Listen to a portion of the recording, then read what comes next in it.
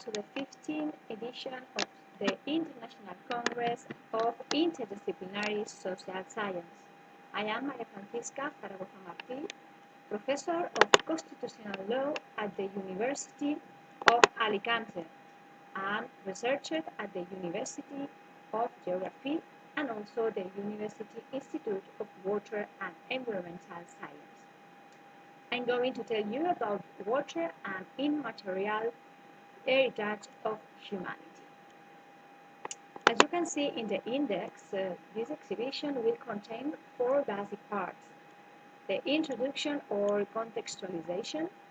the economic consequence of globalization of water research, in search of the legal linkage of water as an intangible heritage, and finally, the new social movement. Finally, also, I will close the paper with some final conclusions. In the first part, when in 1855, Franklin Pierce, President of the United States, tried to buy the lands of the Suwannee Strip, his chief, Nohat Sandler, unknowing, configured the first manifesto on the protection of the environment as a comprehensive cycle, which includes all the resources natural necessary for the natural and human superior, when expressing phrases like, "This brilliant water that runs down the streams and runs through the river is not just water, but the blood of our ancestors. The murmur of the water is the voice of my father's father. They must teach their children that the rivers are our brothers and yours, and that they should treat them as such." And it is the water from its origins has been considered sacred source of life, cultural and emotional heritage of human nature and the territorial biosphere. Because without water, life is extinct. Unfortunately, water has traditionally been valued as an economic element inscribed in the marketplaces, ignoring its cultural and natural value. This has generated that we currently live immersed in enormous water crisis. There are many places on the planet where they don't have access to water source, sanitation systems, or the water resource that be natural correspond to them, because given that they are in the hands of partisan and private interests, which generate the wars for water, with considerable losses for the fundamental rights of people. In view of this, one of the most significant initiatives that make up the 2020 strategy of the European Union is to achieve a Europe that uses resources effectively, with the general objective of generating smart, sustainable, and inclusive growth in all areas and research. Especially, it is intended to work towards an economic conceptual change, where not only the economic aspect is taken into account, but also the environmental faith it introduces and integrates, thus creating a circular economy based on the pillars that promote the United Nations 2030 agenda. This is especially important nowadays due to the extreme situation in which our habitat is found, as a consequence of its rapid deterioration and an alarming loss of natural and environmental resources worldwide, especially evident in the area of research. Around the world, as new desertified areas emerging or exacting once expanded, the groundwater table is reduced. The Colorado River and the Yellow River frequently dry before reaching the sea. Like Chad, the 16th largest in the world, it has lost 90% of its surface, and together with the phenomenon of climate change, the consequences are increasing even more. And this, consequently, leads us to reinterpret Article 28 of the Universal Declaration of Human Rights from a more solid foundation that relates environmental and water issues with human rights, and thus we can reverse the various negative data that we have been seeing on the different slides, such as thus from the last United Nations reports. This brings us to the second point of the presentation, the economic consequence of the globalization on water research. Water research play a transcendental role in this daily development of humanity, given that they unite, inform, and educate on the important role that water has at the global governmental, local, and municipal level, since it affects such important aspects as the economy, environment, energy security, food distribution, or social decision making. In keeping with the modern principle of sustainable development, preserving health and preserving the good ecological status of rivers, lakes, and wetlands is also a necessary that must be guaranteed by public, local, regional, national, and international administrations, since the right to territory and its ecosystem in a good state of conservation is essential for the survival of the community. Since ancient time, humanity has coexisted more or less in balance with environments in which it lives, evolving at the same time and proportionally, but the technification of the global area generates economic of scale that produce accumulation of privatization of public space and goods, and in short, social inequalities that harm people's foundation rights. Consequently, this model of economic growth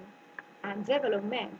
that forces that current phenomena of globalization, it's not only increasing the problem of the management and planning of ideological globalization. Especially globalization is generating what that is known as environmental dumping. It says that globalization is the source of pollution and overexploitation of rivers, aquifers, lakes, and wetlands, generating ecological bankruptcy. In the water file,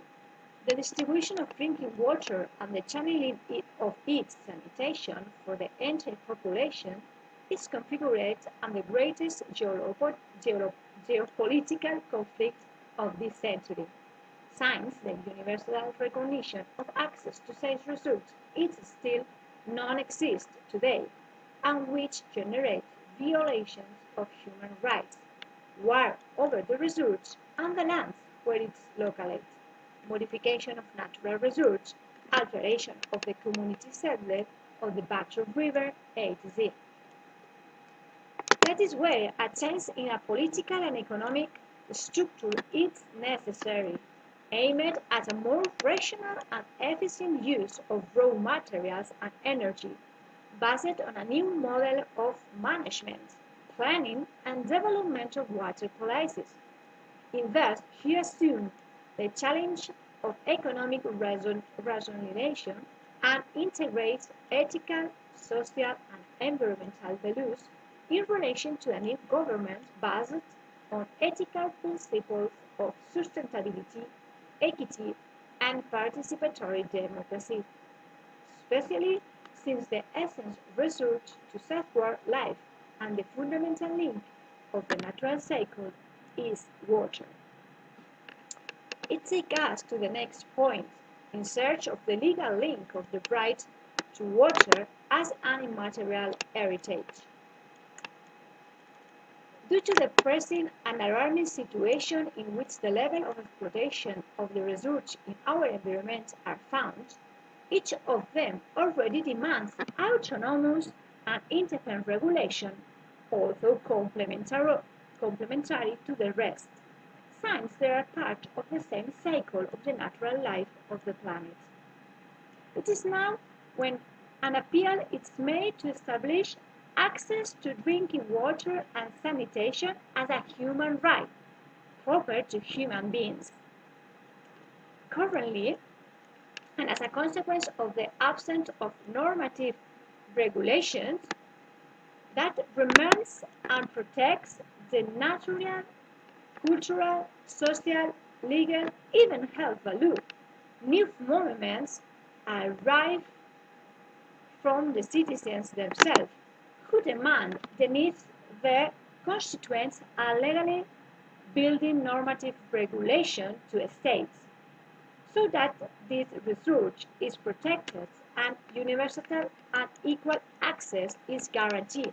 for all people, including it within the select list of human rights of the people. In this sense, water was initially only regulated and indirectly through the structuring of other rights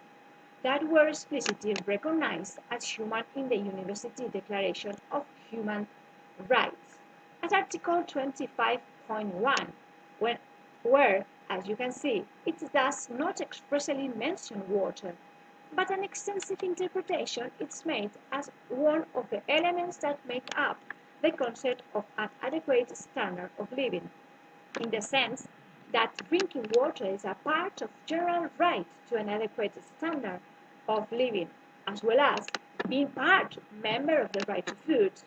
the right to health, and the right to housing, among others. Therefore, the right to water falls clearly in the category of the indispensable guarantees to ensure an adequate standard of living, and particularly because it is one of the fundamental conditions for survival.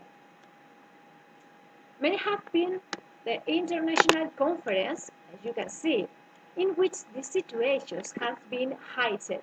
and thanks to which, progressively, the focus has been placed on the recognition of the right to water as one of the rights of the person, with related content with the basic necessities of life, although unfortunately, as has not yet been included in any binding normative text. In order to provide a solution to this situation,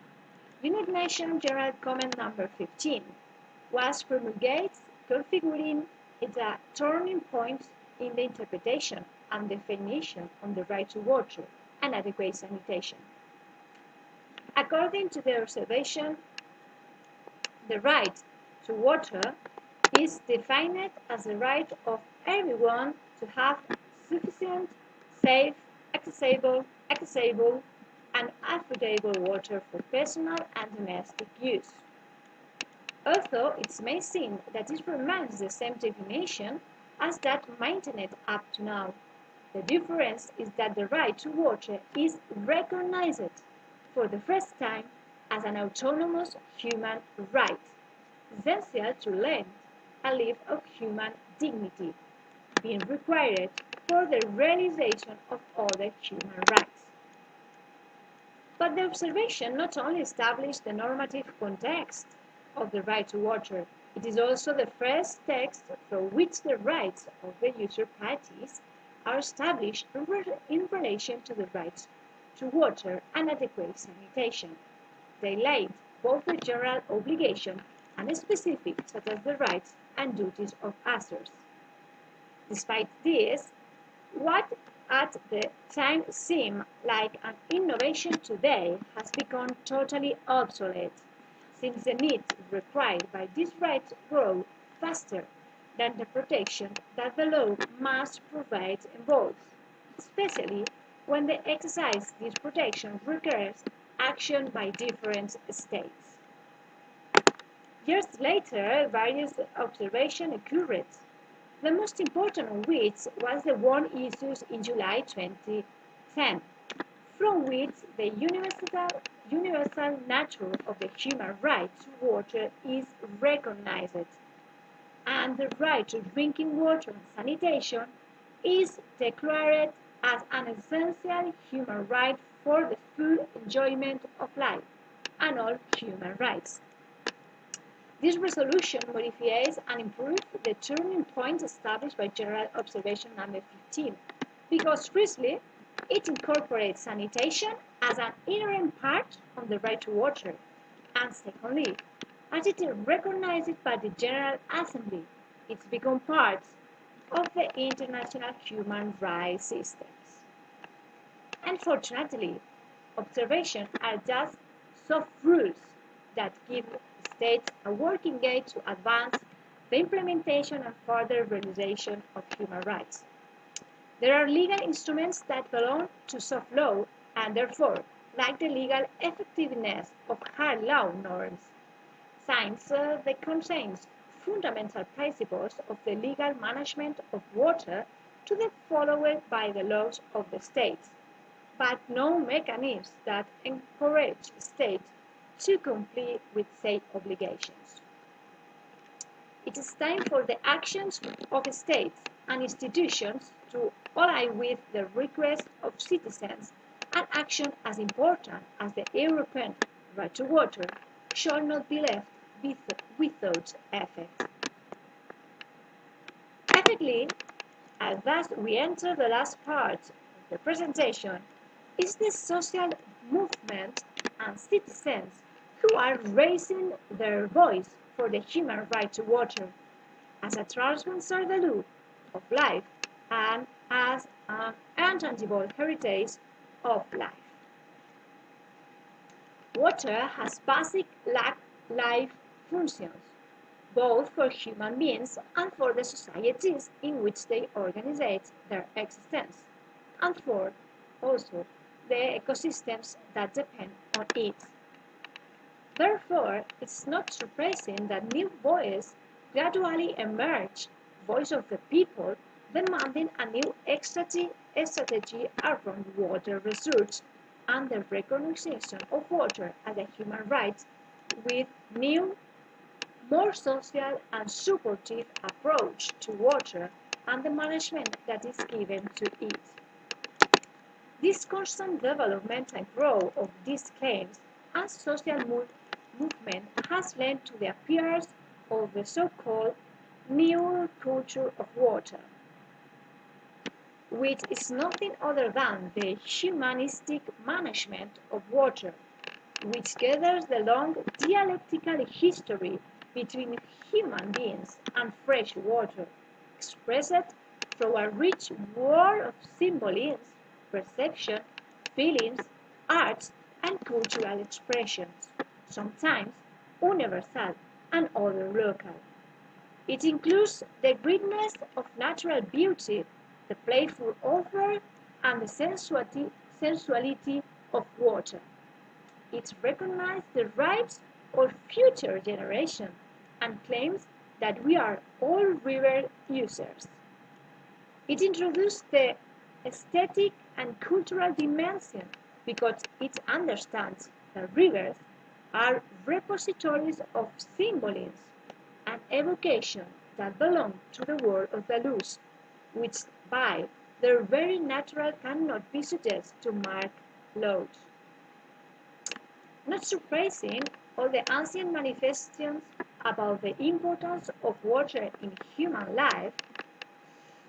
evidence the universal awareness of the supreme value that water has a factor for achieving the most basic levels of material and spiritual development of the human being. The new culture of water is a level of perception or management that understands that not everything goes, that the end does not justify the means, and that hydraulic technology and the power to intervene in the natural environment, although it has no ceiling, has a moral limit, so that not everything the technique is capable of doing is legitimate to execute. In other words, the new water culture can be understood as a paradigm shift towards environmental, economic, social, and cultural sustainability,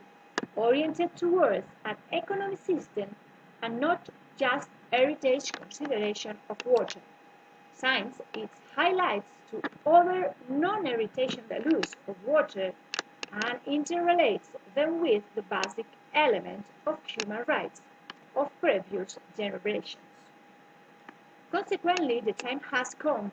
when it is necessary to change our patrimonial vision of rivers and aquifers, inspired by the valuation of water as a simple economic resource,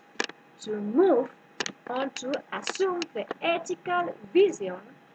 presides over by the principle of intergenerational equity with a focus on strict justice. It is necessary to overcome this mercantile vision of water and move towards an eco-sustainable paradigm of new governance that generates opportunities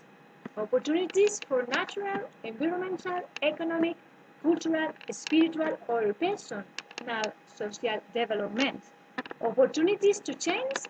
the destruction curve we are heading towards because, as Avila says, water management is and will be the key to collective organization. It will test the strength and quality of the institution and will have a preponderant influence of the possibility of development of peoples. For even mention it, we can conclude by affirming that the world is disarmed, frustrated, chaotically management, unequal in research, developments and economies, environmental degraded, and politically and socially fragmented. It seems a hopeless future, and there are few as there is not large-scale collective response, which takes an decisive vehicle the most basic elements of human and natural development, creating an environment in which one can inhabit community and communication with the essence itself. Man is not a man without these characteristics that define him as such, that is, without his fundamental rights, without being able to exercise them on equal terms, without bias and regardless of where they are. And there is no more basic and fundamental rights than offered by water. It is access and it is management and promotion, also as a resource, a natural resource, which is not an economic asset, capable of shaping a city, safeguarding the quality of life of people and promote the development of the rest of the human rights. But for this, it is necessary to conjugate a joint action of the different organisms that plan a homogeneous response in all the territories of the planet in order to recover the memory of that moment when humanity coexists with its environment and with the resource that it offered as a safe conduct for the new, sustainable, lasting planet and well-management eco-development. Water is a value, an essential resource to give vitality and viability the new plans of fair sustainability or environmental justice, which connects with the persons, with society, and with the environment, setting the scenic backdrop for our autobiography, as you can see in the following video.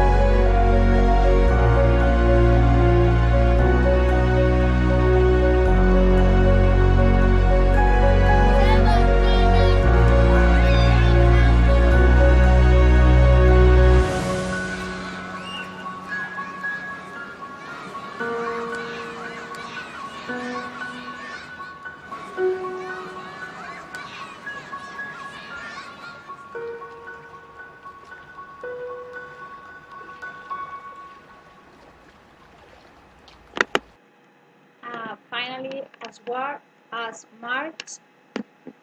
say, action is knowledge, and therefore it is in our hands to carry out on the appropriate actions to contribute to a correct human development